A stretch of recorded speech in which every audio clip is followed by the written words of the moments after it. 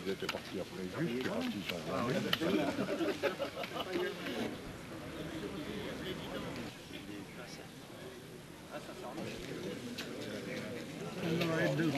C'est pareil. C'est excusable. Les âges en sont la cause. Ça qui vient bien. Appel du général de Gaulle. Ici, en Angleterre, cette tâche nationale, j'invite tous les militaires français des armées de terre, de mer et de l'air. J'invite les ingénieurs et les ouvriers français spécialistes de l'armement qui se trouvent en territoire britannique ou qui pourraient y parvenir à se réunir à moi.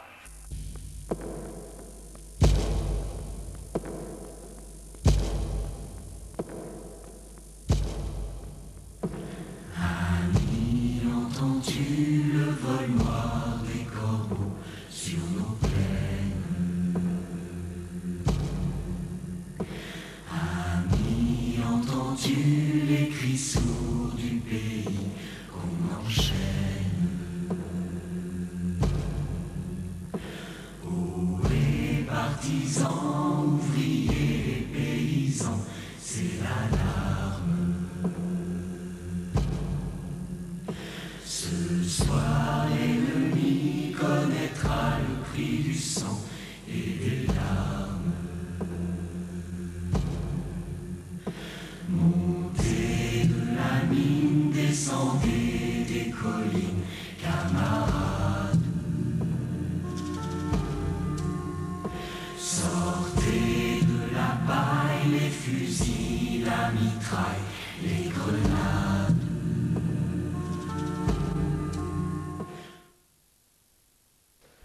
Mesdames et messieurs, les participants qui sont la municipalité de Mandeure avec son maire, M. Tirode, l'amicale des FFI de Mandeure avec son président déjà cité, la fédération régionale des FFI représentée par le vice-président André Cuche et le secrétaire général Maurice Seguin ont l'honneur de souhaiter la bienvenue à Madame Dumont, directrice de l'Office départemental des anciens combattants et victimes de guerre, représentante de Monsieur le préfet de Franche-Comté et du Doubs.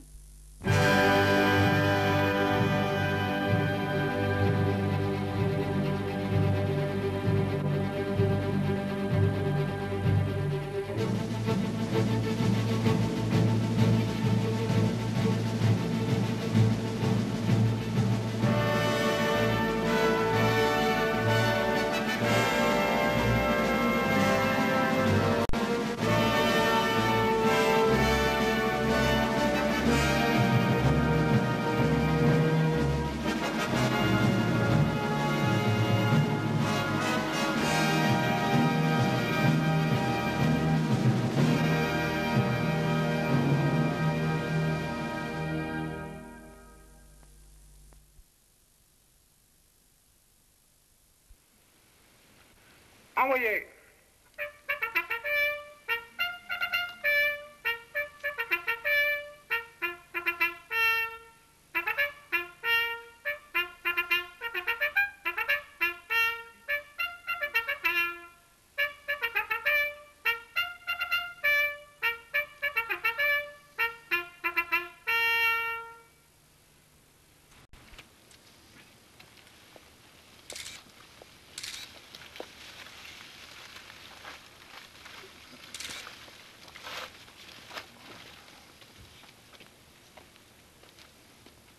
L'appel des morts va être effectué par M. Garbi d'Ormois, ancien chef de corps franc. Battant Jean, Béra Gabriel, Beauté Armand, Beuclair Joseph, Cardo Alphonse, Coulon Alfred, Cotal Robert, Claude Georges, Urstel Marcel, Abold Roger, Husser Julien, Laurent Jacques, Laurent Marcel, Martinez François, Montagnon René, Macabré Louis, Tégère Georges, Sasse Armand, Tissot Pierre, Sakela Antoine, Trévisan René, Toupance René, Thomas Robert, Tournou Gaston, Villemin.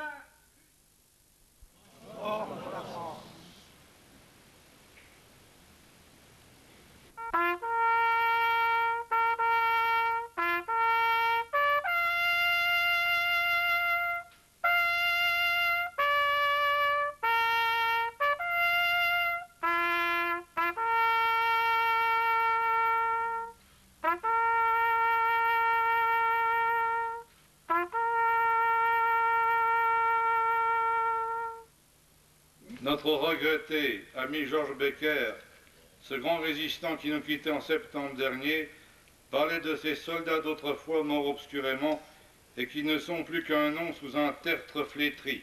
Et pour souligner encore cet oubli, il écrivait dans un poème dédié à notre ami Roger Walzer: « Mais ce matin le ciel embarrassé de brume, désolé d'un oubli plus fort que le néant. » Eh bien, c'est à nous de lutter contre cet oubli, à nous de témoigner, de penser à ces héros sans nom et sans adresse.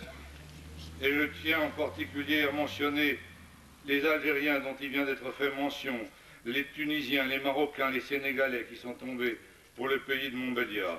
Mais le drame de notre vie moderne est qu'il semblerait que nous n'ayons plus de mémoire, ou du moins que la modernité nous la fasse perdre petit à petit et qu'au nom d'un nouveau mondialisme, nous ne sachions plus ce que nous devons à l'histoire. Or, l'acte de croire est déjà le sens de notre vie, je crois. Et c'est le propre d'une religion que de reposer sur une tradition, c'est de partir sur un commencement. Au commencement était le Verbe et le Verbe était Dieu. Poursuivons notre histoire en sachant que notre christianisme n'est pas achevé et ne s'achèvera qu'avec la terre nouvelle et les cieux nouveaux. Promesse que nous devons vivre dans la foi, l'espérance et la charité. Promesse que nous devons vivre tous les jours. Alors, pourra conclure mon cher vieux maître Georges Becker, et vienne enfin cette aube au regard ingénu, inonder notre cœur de lumière parfaite.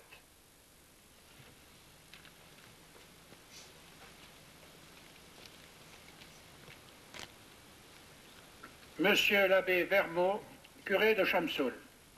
Il était cependant certainement bien partisan de la laïcité.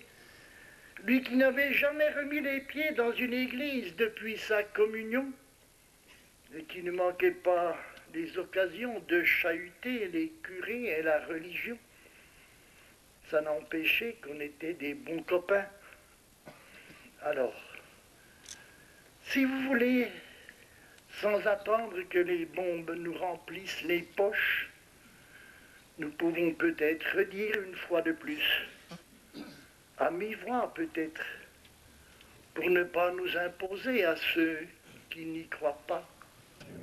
Mais délivre-nous du mal, car c'est à toi qu'appartiennent le règne, la puissance et la gloire, pour les siècles des siècles. Amen.